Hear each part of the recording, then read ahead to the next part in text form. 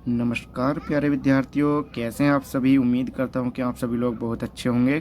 तो दोस्तों, मेरे प्यारे साथियों, मेरे प्यारे विद्यार्थियों, जैसा कि आप सभी को पता है कि हम कक्षा 10 के गणित को अपने YouTube channel A1 math by Bhaskar Joshi पर बहुत ही अच्छे तरीके से पढ़ रहे हैं।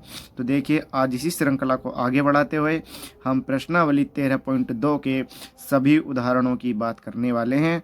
तो उसमें उदाहरण नंबर देखिएगा 5 दिया गया है। जैसा कि इसमें कहा गया है कि शांता किसी सेड, देखिए दोस्तों, अगर कुछ पाना है तो कुछ खोना तो पड़ेगा ही। तो इसलिए दोस्तों, मेरी वीडियो को अंत तक देखें और उसको भली भांति समझने की कोशिश करें। सवाल में कहा गया है कि शांता किसी सेड में एक उद्योग चलाती है। शांता किसी शेड में एक उद्योग चलाती है। यह शेड एक घनाभ के आकार का है जिस पर एक अर्धबेलन आरोपित है। देखिए चित्र 13.12 में, जैसा कि चित्र में आपको दिखाई दे रहा है, यानी कि यह शेड एक घनाभ क्या है। देखो ये घनाभ है, ठीक है ना, ये क्या है, एक घनाभ है और इसके ऊपर एक अर्धबेलन अध्यारोपित है। ये क्या है, इसके ऊपर एक अर्धबेलन क्या करा गया, अध्यारोपित करा गया। ये आकृति आपको दिखाई दे रही होगी, ठीक है। यदि इस शेड के आधार की बीमाएं 7 गुणा 15 मीटर हैं तथा घना का भाग की ऊंचाई 8 मीटर है, तो शेड में समावेशित हो सकने वाली हवा का आयतन ज्ञात कीजिए। पुनः यदि यह मान लें कि शेड में रखी मशीनरी 300 घन मीटर स्थान घेरती हैं तथा शेड के अंदर 20 श्रमिक हैं, इनमें से प्रत्येक श्रमिक जो है वो 0.08 घन मीटर के औसत से स्थान घेरता है, तब शेड में कितनी हवा होगी। पाई का मान 22/7 लेना है। सवाल करने से पहले सवाल को कम से कम दोस्तों मैं आपसे कहता हूँ कि 2 या 3 बार तो अच्छी तरीके से उसको पढ़ लीजिए, ठीक है। तो हम देखिए अपने बिना समय को गवाए हुए सवाल की तरफ बढ़ते हैं। तो देखिए दोस्तों, हम क्या करेंगे, हमें चाहिए कि इसमें आने वाली हवा का स्थान कितना होगा, जबकि उसमें 300 घन मीटर तो मशीनरी स्थान घेर लेती हैं और 0.08 घन मीटर के हिसाब से एक व्यक्ति स्थान घेरता है, तो 20 व्यक्ति कितने स्थान घेर लेंगे, इन दोनों की गुणा कर देंगे, ठीक है ना। समझ में आता ही। तो इसका 300 घन मीटर और ये वाला जोड़ देंगे और पूरे इसमें से घन के आयतन में से हम क्या कर देंगे, घनाभ के आयतन में से उसको माइनस कर देंगे, तो उस घन के आयतन में, ठीक है ना, कितनी हवा आ गई जो मैंने आपको बताया, ठीक है। अब क्या करेंगे, देखो पहले हमें निकालना पड़ेगा कि घनाभ का आयतन, ठीक है ना, यानी कि शेड का आयतन निकाल लो। इस पूरे शेड का आयतन निकाल लो, ठीक है ना, ये जितना भी दिया हुआ है इस सारे का आयतन निकाल लो और उस सारे के आयतन में से 300 घन मीटर मशीनरी का आयतन और 20 के हिसाब से 0.08 घन मीटर जितना भी क्षेत्रफल लगा वो घटा देंगे, पूरे का मिल जाएगा। अब 300 में तो मशीनरी रखी हुई है इस बक्से के अंदर, थोड़ी देर को बक्सा मान लो इसे, और 20 व्यक्ति हैं जो 0.08 के हिसाब से क्या घेरते हैं, स्थान घेर। तो आइए इस प्रश्न को कैसे सोल्व करते हैं। एक बार मेरी बात को दोबारा समझ लो। अगर जो मैं इस पूरे शेड का क्या निकाल दूँ, आयतन निकाल दूँ, ठीक है, और उस पूरे आयतन में से 300 घन मीटर तो ये घटा दूँ जिसमें मशीनरी रखी हुई, तो ये, क्योंकि इतनी जगह में हवा नहीं है जितनी जगह में मशीनरी है, और 20 अंदर इसके श्रमिक हैं, तो 20 श्रमिक जो हैं 0.8 मीटर की हिसाब से स्थान घेरते, तो 20 श्रमिकों का घटा दूंगा, तो जो बक्से में अंदर बचेगी वो सारी हवा ही तो बचेगी, ठीक है ना। तो इसी बात को आइए कैसे सोल्व करेंगे, बढ़ते हैं अपने प्रश्न की तरफ।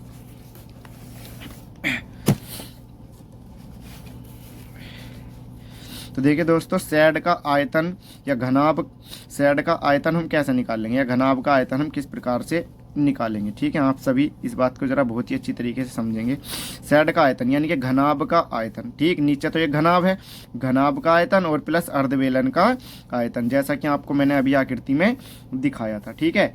अब आप जानते हैं कि घनाभ का आयतन होता है लंबाई गुणा चौड़ाई गुणा ऊंचाई, ठीक है ना। तो इसकी लंबाई कितनी दी गई थी, 8 गुणा 7 और गुणा 15, ठीक है। इतनी बात आप सभी की समझ में आ गई होगी, ठीक है। और बेलन का आयतन तो आप सब लोग जानते हैं, लेकिन अर्धबेलन क्या है, अर्धबेलन का आयतन, अब बेलन का आयतन होता है पाई r² h, ये बेलन का आयतन है और बटे में कितना लिख दूंगा यहाँ पर 2। आप जानते हैं ना 2 क्यों लिखा जाएगा, आप लोग 2 इसलिए लिखा जाएगा क्योंकि यहाँ पर अर्धबेलन है, क्या है, अर्धबेलन, इसके लिए इसके बटे में 2 लिख दिया गया, ठीक है। इसकी कैलकुलेशन करेंगे, देखो अब हम अच्छे से, 8 सत्ते 56, 15 सत्ते, ऐसा करो 15 सत्ते 105 और 105 की जब 8 से गुणा करते हैं तो ये बनता है हमारा 40 प्लस पाई आर स्क्वायर, पाई का मान हमें लगाना है 22/7, ठीक। और गुणा आर का मान क्या लगाएंगे, देखो इसका 7 सेंटीमीटर, ये देखो इधर देखो, आप आकृति में देखो, ये अगर जो मैं इसे पूरा बेलन यहाँ अर्धगोला पूरा कर दूँ, ये गोला मेरा पूरा हो जाए, ठीक है ना, ये गोला मेरा पूरा हो जाए, तो इसका व्यास हो गया 7 सेंटीमीटर, तो त्रिज्या कितनी होगी इसकी 7/2, ठीक है, समझ में आ गई बात। तो त्रिज्या का मान लगा देंगे 7/2 और गुणा 7/2 और गुणा ऊंचाई कितनी हो जाएगी, इस बेलन की ऊंचाई हो जाएगी 15 मीटर। देखो बेलन यही तो है, इस बेलन की ऊंचाई कितनी हो जाएगी, बेलन ये है तो इसकी ऊंचाई हो जाएगी 15 मीटर, ठीक है। तो यहाँ लिख देंगे हम 15 और बटे में पहले से ही कितना है 2 है, ठीक है। इतनी बात आप सभी की समझ में आ गई। इस 7 से 7 कैंसिल, 2 से 11 बार कैंसिल, तो इधर से बनता है 840 प्लस 11 गुणा 7 गुणा 15 और बटे में कितना बनेगा, बटे में बनेगा 2 दूनी 4। और जब हम इसकी टोटल की सारे की कैलकुलेशन करते हैं तो कैलकुलेशन करने के बाद बनता है 1128.75। कैलकुलेशन आप कर सकते हैं, गुणा भाग बहुत ही अच्छी तरीके से आप जानते होंगे, गुणा भाग करनी हाई स्कूल में पढ़ रहे हैं, ठीक है। तो देखिए दोस्तों इतना आ गया, किसका, सैड का आयतन इतना आ गया, यानी कि इसमें जो हवा भरी जाएगी वो इतने घन मीटर भरी जाएगी। लेकिन उसने कहा है कि 300 तो सिरेमिक है इसमें, मतलब 300 वर्ग मीटर में घन मीटर में मशीनरी रखी हुई है, तो 300 तो इसमें से ये वाला क्षेत्रफल माइनस कर देंगे और 20 सिरेमिकों के हिसाब से 8 जो है 0.08 घन मीटर के हिसाब से 20 श्रमिकों का भी क्षेत्रफल इसमें से माइनस करेंगे। समझ में आ रही है बात। तो मैं यहाँ पर लिख सकता हूँ कि सैड में आने वाली हवा, अब हम यहाँ पर लिखेंगे सैड में,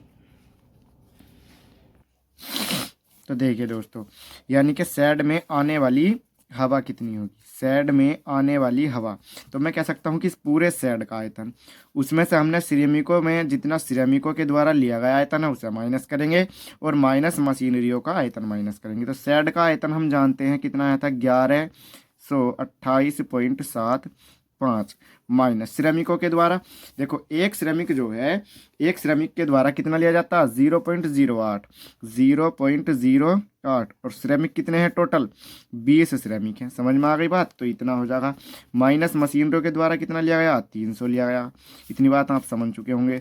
तो 1128.75 माइनस इसे मिला के कितना हो जाएगा, जब इसकी इसमें गुणा करेंगे तो हो जाएगा 1.6 और माइनस कितना है 300, इसमें से इसे हम 1128.75 और माइनस के कितने हो जाएंगे माइनस के 301.6 और इसमें से जब हम इसको माइनस कर देते हैं तो ये बचता है साहब हमारा 827.15 घन मीटर। उसमें इतनी हवा भरी जाएगी सैड के अंदर। ठीक है, आप सब लोग समझ पाए होंगे मेरी इस बात को बहुत ही अच्छी तरीके से। तो अब हम बढ़ेंगे अगले एग्जाम्पल की तरफ। ठीक है दोस्तों, अगले एग्जाम्पल की तरफ।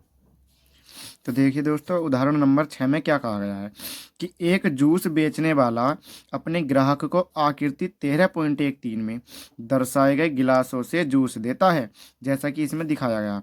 बेलनाकार गिलास का आंतरिक व्यास 5 सेंटीमीटर है, यानी कि इसका व्यास जो है यहाँ से यहाँ तक कि 5 सेंटीमीटर है। ठीक है, परंतु गिलास के निचले आधार की तली में एक उभरा हुआ अर्धगोला था। ये इस तरीके का उभरा हुआ अर्धगोला है। मान लो एक आपके पास गिलास रखा हुआ है, आप कभी कभी देखते होंगे कि उस गिलास में ऊपर की तरफ एक उभरा हुआ भाग होता है, तो इसी तरीके का गिलास था। ठीक, जिससे गिलास की धारिता कम हो जाती है। सही है। यदि एक गिलास की ऊंचाई 10 सेंटीमीटर थी तो गिलास की आभासी धारिता तथा उसकी वास्तविक धारिता ज्ञात कीजिए। देखो, आभासी धारिता का मतलब क्या है, मैंने आपके सामने ये गिलास रख दिया। अब आपको तो नहीं पता कि ये गिलास नीचे से जो है इसमें एक अर्धगोलाकार का शेफ भरा हुआ है, यानी कि उठा हुआ है नीचे से, आपको नहीं पता। तो आप सोचेंगे कि गिलास क्या है वास्तविकता में बड़ा है। समझ रहे हैं बात। तो ये आपको दिखने में बड़ा है, लेकिन इसमें जूस क्या आ रहा है, कम आ रहा है। समझ में आ रही है ना बात। तो ये उसकी आभासी धारिता हो गई जो आपको दिखाई दे रही है। तो मैं कह सकता हूँ ये बेलनाकार शेफ का ही तो है। समझ में आ रही है। तो मैं कह सकता हूँ कि गिलास की आभासी धारिता कितनी होगी, जितना उसका घन का आयतन होगा। ठीक है, जितने घन इसका आयतन होगा, ठीक है ना। तो इस बेलन का आयतन निकाल देंगे गिलास की आभासी धारिता के लिए, और उसकी वास्तविक धारिता क्या होगी, उसमें से अर्धगोले की धारिता को हम क्या कर देंगे, माइनस कर देंगे। समझ में बात आ रही है या नहीं आ रही है? अगर समझ में नहीं आई तो दोबारा समझ लेंगे इसी बात को चित्र के माध्यम से। तो हम क्या करेंगे, गिलास की वास्तविक धारिता निकालने के लिए हमने क्या करा, बेलन का आयतन और माइनस अर्धगोले का आयतन माइनस करा। देखो कैसे, अब ये टोटल बेलन है, ये हमारा वास्तविक क्या है, हमारा आभासी है, यानी कि हमें इतना ऊंचा दिखाई दे रहा है, लेकिन वास्तविकता क्या है कि इसमें जूस तो कम आ रहा है, तो इसलिए अर्धगोले का आयतन जितना ये आयतन है इसको माइनस कर दिया। ठीक है, तो यहाँ से निकलेगा हमारा पूरा का पूरा ये क्या निकल जाएगा, ये गिलास का वास्तविक धारिता निकल जाएगी यहाँ से। ठीक है, तो मैं कह सकता हूँ कि पाई आर स्क्वायर एच बेलन का आयतन माइनस अर्धगोले का आयतन कितना होता है, 2/3 पाई आर स्क्वायर एच। ठीक है, इतनी बात आप सब लोग समझ पाए होंगे। उसने कहा है कि इसमें बेलन की ऊंचाई जो है, इस गिलास की ऊंचाई जो है वो 10 सेंटीमीटर है। कितने सेंटीमीटर थी, 10 सेंटीमीटर। ठीक है, समझ पाए होंगे आप इतनी बात मेरी। तो अब हम क्या करेंगे, देखो पाई और आर यहाँ से, पाई और आर यहाँ से, दोनों जगह से हम कॉमन निकाल देंगे, पाई आर स्क्वायर। इधर से क्या बचेगा, एच, और माइनस के इधर से कितना बचा, 2/3, और इधर से कितना बचा, देखो एच भी इसमें से कॉमन निकाल दो, पाई आर की 2 गोले अर्धगोले का आयतन होता है ये होता है, ठीक है ना। ये मैंने थोड़ा गलत लिख दिया, उसके लिए सॉरी। 2/3 पाई आर की घात 3, तो 2/3 बचा, पाई बाहर चला गया, आर स्क्वायर बाहर चला गया, तो कितना बचा, आर बचा।